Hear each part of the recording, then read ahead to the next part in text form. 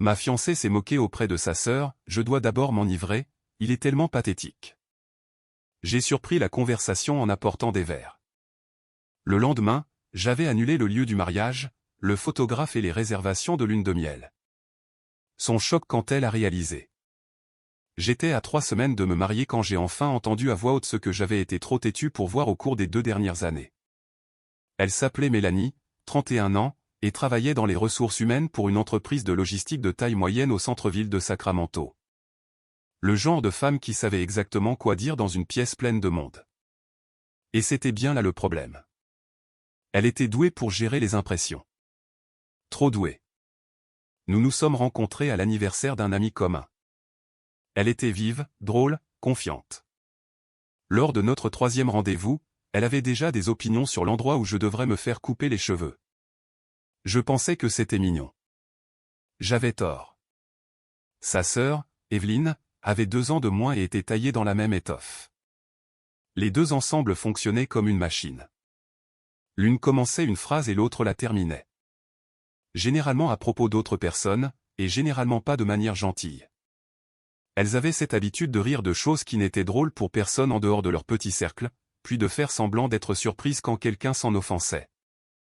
J'ai assisté à plus de dîners que je ne peux en compter en les regardant toutes les deux critiquer quiconque n'était pas à table.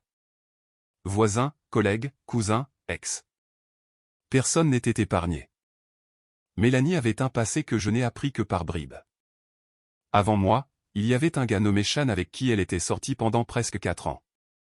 Cela s'est terminé quand il a reçu une offre d'emploi dans un autre État et qu'elle lui a lancé un ultimatum. Il a pris le travail. Avant Sean, il y avait quelqu'un d'autre dont elle ne prononçait jamais le nom. Elle s'y référait juste comme à une erreur sur laquelle elle n'avait pas besoin de revenir. Elle avait 30 ans quand nous avons commencé à sortir ensemble. Et je pouvais sentir, même au début, qu'il y avait une pression sous tout ce qu'elle faisait. Pas exactement du désespoir, plutôt comme de l'urgence, comme si elle travaillait contre une horloge qu'elle seule pouvait entendre. Sa famille ne facilitait pas les choses. Sa mère faisait des commentaires pendant les fêtes qui étaient enveloppés de sourires mais qui frappaient comme des coups de coude. Evelyne m'a dit un jour très sérieusement que Mélanie avait toujours été celle qui était la plus susceptible de se caser par dépit. J'ai ri parce que je ne savais pas quoi faire d'autre. Mélanie a fait semblant de ne pas entendre. Il y a eu un dîner chez sa tante, peut-être 8 mois après le début de notre relation, où Mélanie a fait une blague sur le nouveau petit ami d'une cousine. Quelque chose à propos de ses vêtements, de sa façon de parler, rien qui ne vaille la peine d'être répété. La cousine l'a entendu. Toute la table est devenue silencieuse. Mélanie a dissipé le malaise en riant et je suis resté assis là avec une fourchette à la main, ne sachant pas où regarder. Elle s'est excusée plus tard dans la voiture, mais ses excuses portaient surtout sur le fait que la cousine devait se forger une carapace. J'ai laissé couler. J'ai continué à laisser couler les choses. Quant à nous, sur le plan physique, j'ai remarqué très tôt qu'elle n'était jamais totalement présente. Pas exactement absente, mais en représentation. Comme si elle exécutait des mouvements qu'elle avait jugés appropriés plutôt que ceux dont elle avait réellement envie. Il y avait des nuits où je tendais la main vers elle et elle faisait une blague pour esquiver, et je me disais que certaines personnes étaient simplement comme ça, que cela s'améliorerait une fois que nous serions habitués l'un à l'autre. Cela ne s'est pas amélioré. J'ai simplement cessé de le remarquer autant. Je travaille comme électricien, un emploi syndiqué, des horaires réguliers, un salaire correct, rien d'extravagant, mais je possède mon propre camion. Je paie mon loyer. Je ne dois rien à personne. Je suis le genre de personne qui arrive à l'heure, qui tient sa parole et qui attend la même chose en retour. Cela semble basique parce que ça l'est. Et je pense que c'est exactement la raison pour laquelle je n'ai pas vu ce qui se trouvait juste devant moi pendant si longtemps. J'ai continué à attendre la même chose en retour et à me convaincre que je l'obtenais. 3 semaines avant le mariage, Evelyne est venue un vendredi soir. J'avais acheté des boissons en rentrant d'un chantier à Elk Grove, je m'étais arrêté à une station Chevron, j'avais pris un pack de 6 bières et une bouteille de vin que je savais que Mélanie aimait. Elles étaient toutes les deux dans le salon quand je suis revenu, déjà plongées dans une profonde conversation. J'ai tout posé dans la cuisine, j'ai ouvert 2 bouteilles et je suis retourné dans le couloir. C'est là que je me suis arrêté. Je ne sais pas pourquoi je me suis arrêté. Un instinct quelconque. Peut-être que j'ai entendu mon nom. Peut-être que j'ai entendu le ton avant d'entendre les mots. Quoi qu'il en soit, je suis resté dans ce couloir et j'ai écouté. Evelyne a demandé quelque chose que je n'ai pas tout à fait saisi. La fin d'une question, quelque chose à propos du mariage, à propos de nous. Et Mélanie a ri. Pas un rire nerveux, un rire confortable. Le genre de rire que vous laissez échapper quand vous êtes totalement à l'aise avec la personne à qui vous parlez. Je veux dire, je dois d'abord m'enivrer un peu, a-t-elle dit. Il est tellement pathétique. Evelyne a ri en retour. Elles sont passées à autre chose. Je suis resté dans ce couloir pendant environ 4 secondes. Ensuite, je suis retourné dans le salon, je leur ai tendu les verres, je me suis assis sur le canapé et j'ai passé les 90 minutes suivantes à parler de tout et de rien. J'ai souri quand c'était approprié. J'ai rempli son verre une fois. J'ai accompagné Evelyne à la porte quand elle est partie et je lui ai dit de conduire prudemment. Ensuite, je me suis assis seul à la table de la cuisine et j'ai commencé à penser clairement pour la première fois en 2 ans. Je suis resté assis à cette table de cuisine jusqu'après minuit, sans perdre le contrôle, sans rejouer le même moment encore et encore, pensant simplement à tout avec une sorte de froide constance qui m'a honnêtement surpris. La question n'était pas de savoir si j'avais bien entendu. J'avais entendu exactement ce qu'elle avait dit. La question à laquelle je revenais sans cesse était plus simple et plus difficile en même temps. Pourquoi faisait-elle cela?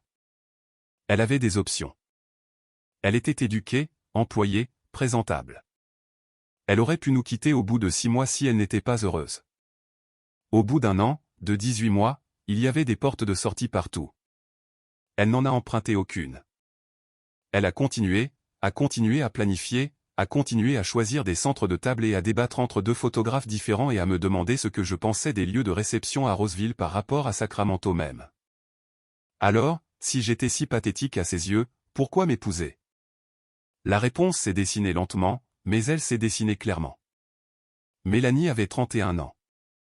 Sa dernière relation sérieuse s'était terminée parce qu'elle avait lancé un ultimatum et elle avait perdu celle d'avant dont elle ne parlait jamais. Sa mère faisait des commentaires pendant les fêtes sur les horloges biologiques. Sa cousine en était déjà à son 2e enfant. Evelyne, malgré toute leur proximité, était fiancée depuis 2 ans et vivait déjà dans une maison avec son homme. Je n'étais pas un choix. J'étais une solution. Un revenu stable, pas de drame, présent quand je le disais. Je ne lui faisais pas honte.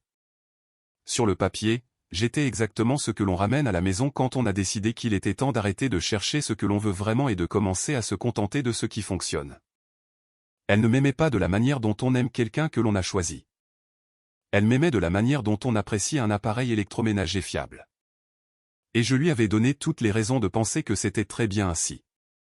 Chaque fois que je laissais passer un commentaire, chaque fois que je riais d'un moment gênant au dîner, chaque fois que je remarquais que quelque chose n'allait pas entre nous et que je me convainquais que je réfléchissais trop. Il y a eu un moment, environ 4 mois après nos fiançailles. Nous étions à un barbecue chez sa collègue Margaret. Mélanie avait bu quelques verres et a commencé à raconter une histoire sur un gars que Margaret avait fréquenté. En entrant dans les détails, le genre de détails que l'on ne partage que si l'on veut mettre les gens mal à l'aise. Le mari de Margaret se tenait à 10 pieds de là. Il en a entendu assez pour devenir silencieux. Toute la conversation s'est arrêtée. Margaret a pris Mélanie à parée, peu importe ce qui s'est dit entre elles. Mélanie est revenue là où je me tenais avec ce sourire crispé qu'elle utilisait quand elle dissimulait quelque chose. Sur le chemin du retour, je lui ai dit que c'était déplacé. Elle m'a dit que j'étais trop sensible. Ensuite, elle a dit que je ne comprenais clairement pas comment les femmes parlaient entre elles, ce qui était sa façon de mettre fin à une conversation qu'elle ne voulait pas avoir. J'ai laissé tomber. Je laissais toujours tomber. C'était le schéma. Elle franchissait une limite. Je disais quelque chose. Elle recadrait cela comme étant mon problème, et je passais à autre chose. En 2 ans, cela s'était produit suffisamment de fois pour que j'arrête de signaler quoi que ce soit. Je les absorbais simplement et les rangeais quelque part où je ne regardais pas activement. Le problème de l'intimité, je l'avais en grande partie rationalisé. Elle était exigeante sur le moment, sur l'humeur, sur des conditions qui semblaient toujours légèrement inadéquates. Il y a eu une période d'environ 6 semaines une fois où elle a trouvé une excuse à chaque fois. Fatiguée, mal de tête, un réveil tôt le lendemain. Je ne la mettais pas sous pression. La plupart du temps, je ne demandais même pas, mais la distance était là et je la ressentais. J'en ai parlé une fois avec Prudence et elle m'a dit que je lui donnais l'impression d'être un objet. Cela a rapidement clos la conversation. Je me suis excusé. Elle a accepté. Rien n'a changé. Maintenant, assis à cette table à minuit, l'image était totalement assemblée. Elle avait besoin du mariage. Pas de moi spécifiquement, du mariage. Le statut qui en découlait, les photos, la robe, l'annonce, la chose qu'elle pourrait montrer à sa mère et à ses cousines et à tout le monde dans son orbite comme preuve que son calendrier était respecté. J'étais l'homme rattaché à ce plan. Pratique, stable, et apparemment assez facile à gérer pour qu'elle se sente à l'aise de dire exactement ce qu'elle pensait à sa sœur dans son propre salon avec moi à 30 pieds de distance. Je suis allé me coucher vers 1:00 du matin. Elle dormait déjà. Je suis resté allongé là pendant un moment à regarder le plafond. Puis j'ai fermé les yeux. Au moment où mon alarme a sonné à 6:00, je savais déjà ce que j'allais faire. Chaque étape. Elle dormait encore quand j'ai préparé du café à 6:15. Je l'ai bu debout au comptoir de la cuisine en regardant la cour par la fenêtre. Ensuite, je me suis assis avec mon ordinateur portable et je me suis mis au travail. Le lieu de réception a été le premier. Nous avions réservé un endroit dans Midtown, un espace événementiel restauré qui pouvait accueillir environ 120 personnes. L'acompte était payé, le contrat signé, le solde du 30 jours avant la date. J'ai affiché le contrat, j'ai trouvé la clause d'annulation et j'ai appelé le numéro indiqué. Cela a sonné 4 fois avant que quelqu'un ne réponde. J'ai donné mon nom, j'ai donné la référence de la réservation et je leur ai dit que je devais annuler. La femme à l'autre bout du fil m'a demandé si je voulais reprogrammer. J'ai dit non. Elle m'a guidé tout au long du processus, m'a dit que l'acompte n'était pas remboursable selon les conditions, et je lui ai dit que c'était très bien. Elle a envoyé un message de confirmation avant que nous ne raccrochions. 6:42 du matin. Le photographe a été le suivant, un gars nommé Irving, qui avait photographié 3 mariages dans le cercle élargi de Mélanie et qui avait été chaudement recommandé par Evelyne. Naturellement, nous avions payé des frais de réservation et nous étions programmés pour une dernière visite la semaine suivante. Je lui ai envoyé un message via la plateforme de réservation, direct, sans détail, annulant le contrat et faisant référence à la clause qui couvrait les annulations totales au-delà de 30 jours. Il a répondu dans les 20 minutes en demandant si tout allait bien. Je n'ai pas répondu. La lune de miel avait été entièrement mon domaine. 10 jours de vol, hôtel, 2 excursions déjà pré-réservées. J'avais tout mis sur ma carte et Mélanie n'avait jamais demandé combien cela coûtait, ce qui m'avait indiqué quelque chose que j'avais également rangé dans un coin et que je n'avais pas examiné d'assez près. J'ai d'abord appelé la ligne d'assurance voyage. J'avais ajouté une couverture lors de la réservation presque par instinct et j'ai ouvert un dossier. Ensuite, j'ai contacté l'hôtel directement et la compagnie aérienne. Pour l'hôtel, c'était simple. La compagnie aérienne a pris plus de temps et a nécessité 2 transferts, mais à 8:15, c'était terminé. Les confirmations d'annulation étaient dans ma boîte de réception. Le numéro de dossier de la compagnie d'assurance. Le délai de remboursement noté. Temps total un peu moins de 2 heures. Elle a dormi pendant tout ce temps. J'ai entendu la porte de la chambre s'ouvrir vers 8:40. Elle est sortie en t-shirt, les cheveux encore dans l'état de la veille, se dirigeant vers la cafetière. Elle a dit bonjour sans me regarder directement, ce qui était normal pour elle avant sa première tasse. J'ai répondu bonjour. Elle s'est assise en face de moi avec sa tasse et a fait défiler l'écran de son téléphone. J'ai fermé l'ordinateur portable et je l'ai regardé pendant un moment. Elle avait l'air totalement imperturbable, à l'aise, comme si c'était n'importe quel autre samedi matin de n'importe quelle autre semaine d'une année ordinaire. J'avais déjà décidé de ne rien dire pour le moment. Pas parce que j'avais peur de la conversation, mais parce que je voulais qu'elle le découvre de la manière dont elle méritait de le découvrir, par sa boîte de réception, par les prestataires avec lesquels elle avait passé des mois à se coordonner. Je voulais que la nouvelle arrive de la même manière qu'elle m'avait traité, avec désinvolture, sans avertissement, comme si ce n'était rien de particulièrement important. Elle a préparé des œufs vers 9:00, m'a demandé si j'en voulais. J'ai dit, bien sûr. Nous avons mangé à la même table où je m'étais assis seul à minuit la nuit précédente pour analyser tout ce qu'elle n'avait jamais pris la peine de cacher assez soigneusement. Elle a parlé de quelque chose qu'elle avait vu sur Netflix. J'ai répondu quand c'était logique de le faire. Elle a mentionné qu'Evelyne lui avait envoyé un message ce matin-là et semblait heureuse de quelque chose. Tant mieux pour elle, ai-je dit. Elle m'a regardé pendant une demi-seconde, puis s'est remise à manger ses œufs. Le premier message est arrivé sur son téléphone à 9h47. Je connais l'heure exacte car je regardais son visage quand c'est arrivé. Elle était au milieu d'une phrase à propos de je ne sais quoi. Je ne me souviens pas de quoi. Et puis elle s'est arrêtée, à regarder son écran. Son expression n'a pas changé tout de suite. Elle l'a lu une fois, puis l'a relu. Ceci vient de la salle de réception, a-t-elle dit. Ouais. Elle a levé les yeux. Il est écrit que la réservation a été annulée ce matin. C'est exact. Elle a posé le téléphone sur la table lentement, comme le font les gens quand ils essaient de garder le contrôle. Qu'est-ce que cela veut dire? Cela veut dire que je l'ai annulé. Le deuxième message est arrivé pendant qu'elle me fixait encore. Elle ne l'a pas regardé. Elle a gardé les yeux sur mon visage et pour la première fois en 2 ans, je l'ai vue totalement désemparée quant à ce qu'il fallait dire ensuite. Aucun recadrage prêt, aucun angle préparé, juste une femme assise de l'autre côté d'une table de cuisine qui venait de comprendre que le plan qu'elle exécutait depuis 2 ans s'était effondré du jour au lendemain. Et la personne qui, selon elle, ne ferait jamais rien à ce sujet était celle qui l'avait fait. Pourquoi, a-t-elle dit? Pas une question, plutôt un mot qu'elle avait besoin de placer quelque part. Je me suis adossé à ma chaise.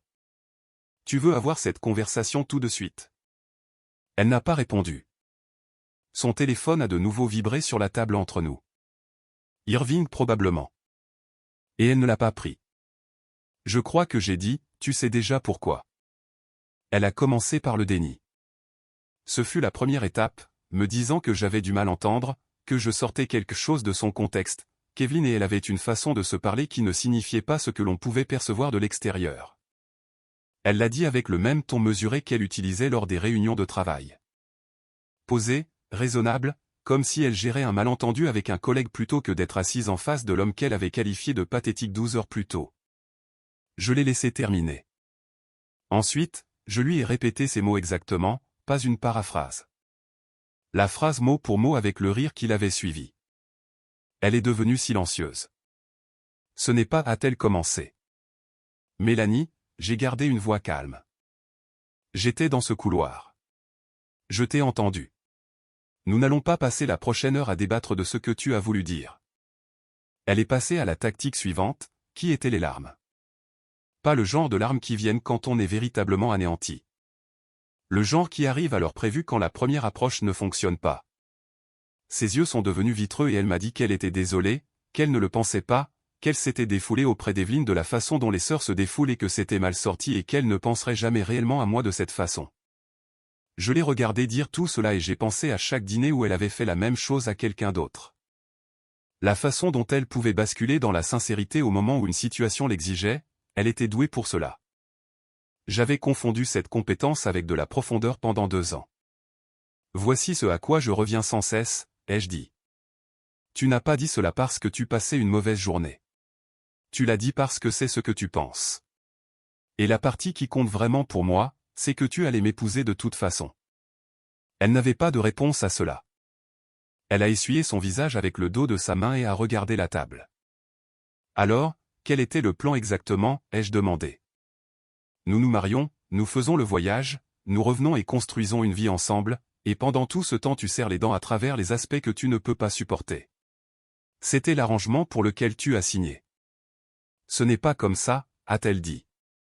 Alors dis-moi comment c'est. Parce que de là où je suis, tu avais besoin d'un mari et j'étais disponible et je cochais assez de cases.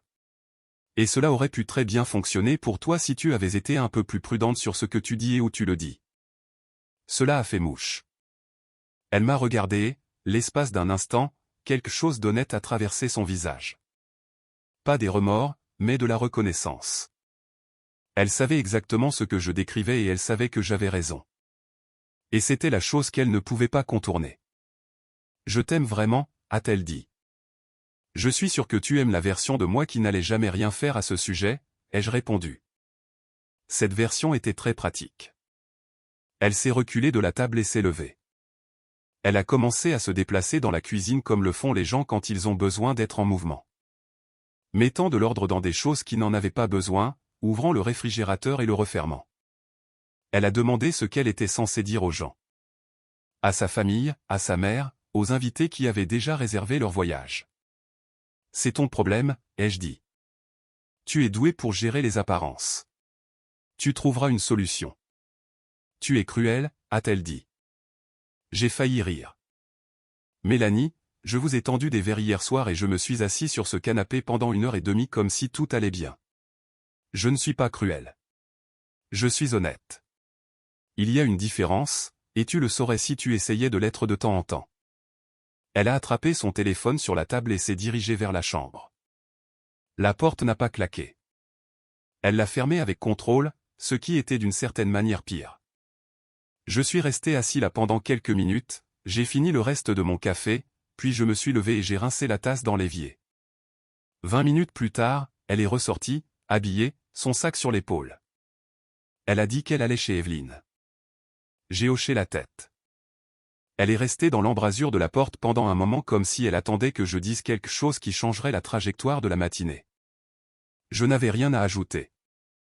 Elle est partie. J'ai entendu sa voiture reculer dans l'allée.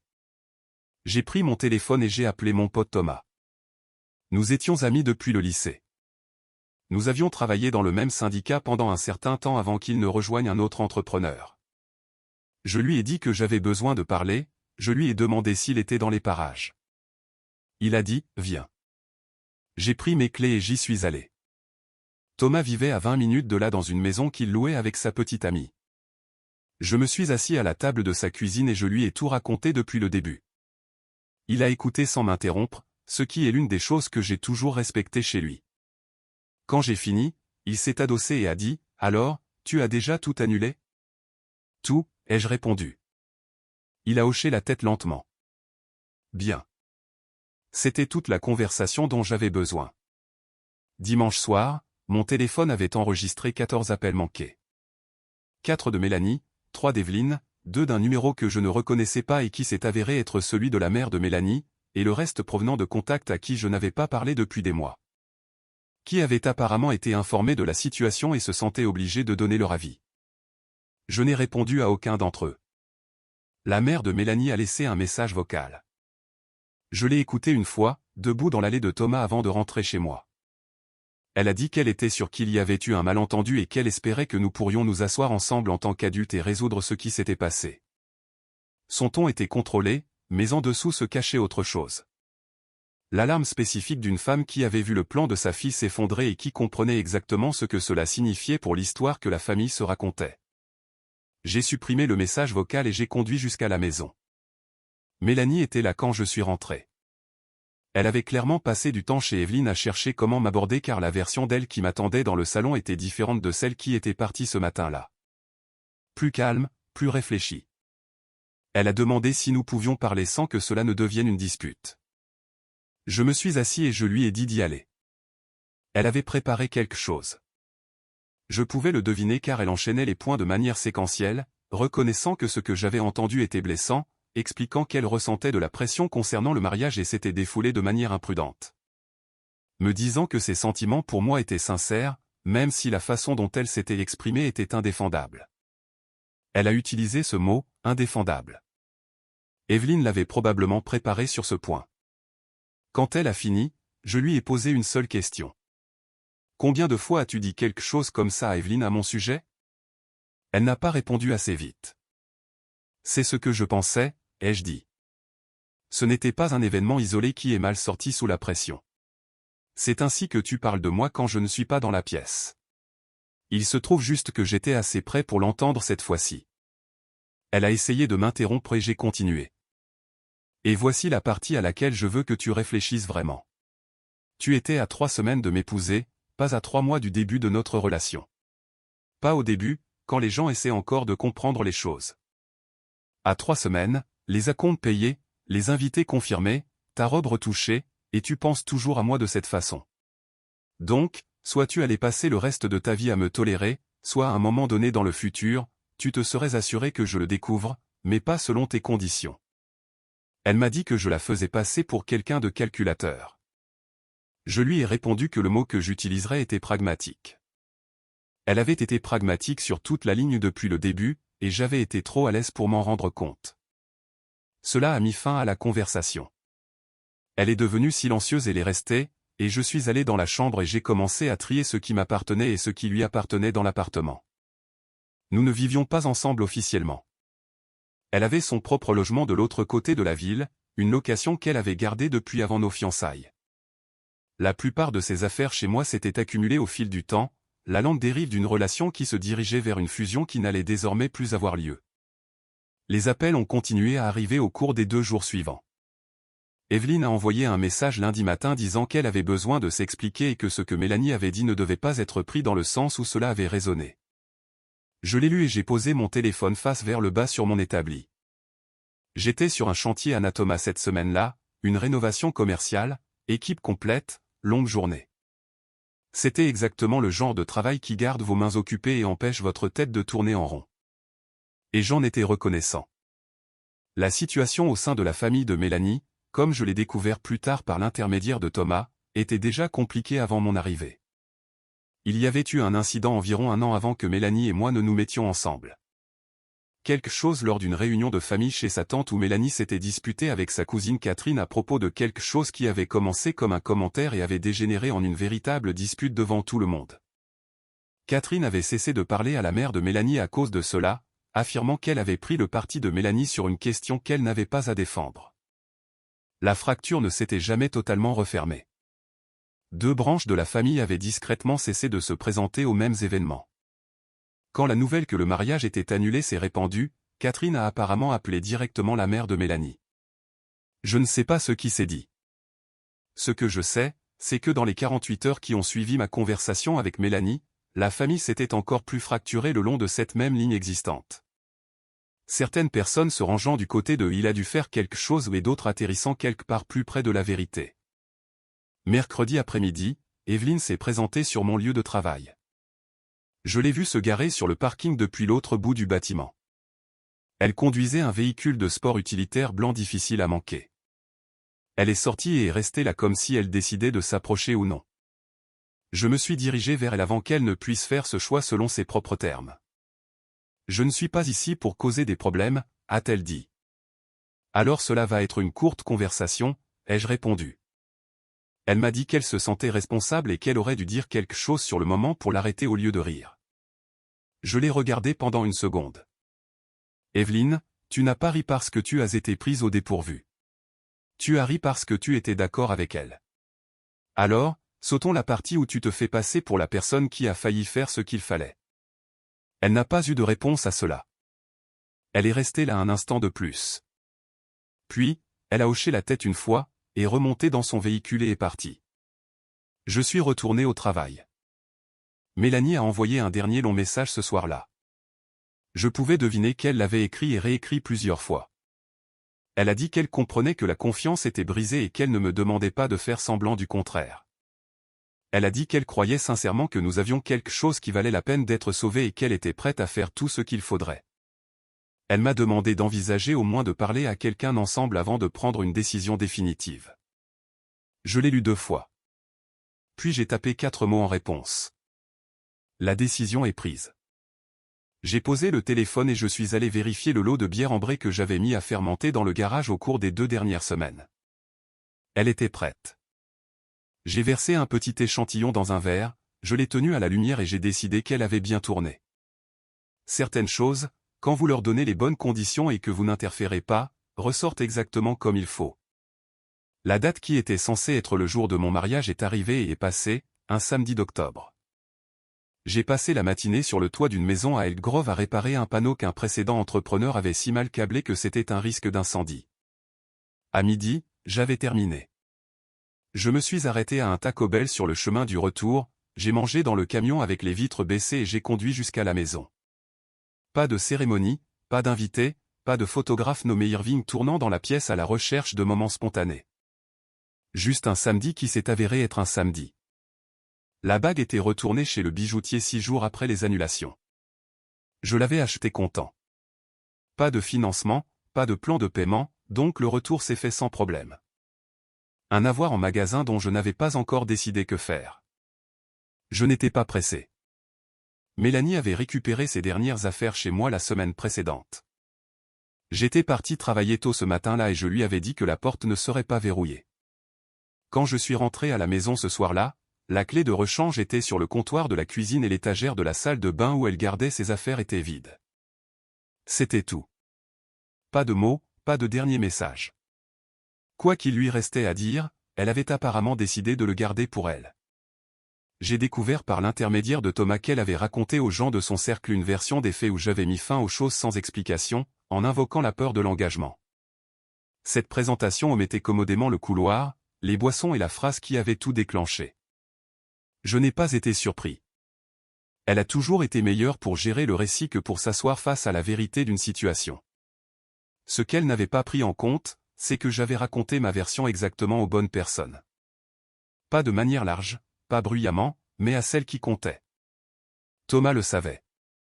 Quelques gars de mon équipe le savaient. Et Margaret, la collègue de l'incident du barbecue, le savait parce qu'elle et moi nous étions croisés dans une quincaillerie la semaine après que tout a éclaté, et elle m'avait demandé directement ce qui s'était passé. Je lui ai raconté. Elle a écouté avec l'expression de quelqu'un qui n'était pas totalement choqué. Elle m'a fait quelque chose de similaire une fois, a dit Margaret. J'aurais dû te prévenir. Cela n'aurait rien changé, ai-je répondu. Je ne l'aurais pas cru. C'est la réponse honnête.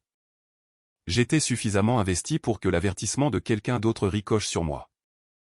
J'avais besoin de l'entendre de sa propre voix avec son propre rire en fond pour que cela fasse son chemin. La situation familiale s'est résolue comme ce genre de choses se résout généralement, lentement et de manière incomplète. Catherine, la cousine, avait apparemment contacté la mère de Mélanie après l'annulation du mariage, et quelle qu'ait été leur conversation, elle n'avait fait qu'aggraver le fossé existant. La tante a cessé d'inviter les deux parties au même rassemblement. La mère de Mélanie, d'après ce que j'ai compris, a reproché à Evelyne d'avoir encouragé les pires habitudes de Mélanie pendant des années sans jamais s'y opposer. Cette évaluation était exacte, mais avec environ une décennie de retard. Evelyne, pour sa part, est devenue silencieuse. Plus de messages, plus d'apparitions sur les chantiers. Qu'elle ait ressenti de véritables regrets ou qu'elle ait simplement calculé qu'il n'y avait plus rien à gagner à poursuivre sur cette voie, je ne saurais le dire. Probablement les deux. Quant à Mélanie, elle était toujours au même poste, toujours dans la même location de l'autre côté de la ville, continuant à se déplacer dans Sacramento de la même manière qu'elle l'avait toujours fait. Je l'ai vue une fois environ 6 semaines après tout cela dans une pharmacie Walgreens près de Howe Avenue. Elle était dans l'allée voisine. Nous nous sommes remarqués au même moment. Elle a détourné le regard la première. J'ai fini de lire l'étiquette de ce que je tenais dans les mains, je l'ai reposé sur l'étagère et je suis parti par l'autre bout de l'allée. C'était la dernière fois que je l'ai vue. Ce qu'il y a avec un plan fondé sur la gestion des perceptions des autres, c'est qu'il exige que tout le monde continue à coopérer. Au moment où une personne arrête de jouer un rôle, arrête d'ignorer, arrête d'absorber ce qu'on lui donne en disant que c'est suffisant, la structure entière n'a plus rien pour la soutenir. J'avais coopéré pendant 2 ans sans savoir que c'était ce que je faisais. La nuit où je me suis tenu dans ce couloir et où j'ai entendu son rire, j'ai arrêté. Tout ce qui a suivi n'a été qu'une conséquence. Ma vie par la suite ressemblait presque à l'identique à ma vie d'avant. Le même travail, la même maison, le même camion avec 140 000 miles au compteur que je me promettais toujours d'échanger sans jamais le faire. La différence résidait dans ce qui n'était plus là. La tension sourde d'une relation qui me demandait d'être légèrement moins que ce que j'étais. L'habitude de ranger les choses et de ne pas les examiner. L'accommodement silencieux de quelqu'un qui avait décidé que j'étais utile sans décider que j'en valais la peine. Disparu. Tout cela. Sans grande fanfare et sans un seul moment de regret. La bière ambrée, d'ailleurs, s'est avérée être l'un des meilleurs lots que j'avais brassés. J'ai apporté un pack de 6 chez Thomas ce week-end-là et nous les avons bu sur son Porsche pendant qu'il se plaignait de son camion. Et je n'ai rien dit d'utile à ce sujet car je ne connais rien aux camions, ce qu'il savait déjà, et cela n'avait pas d'importance.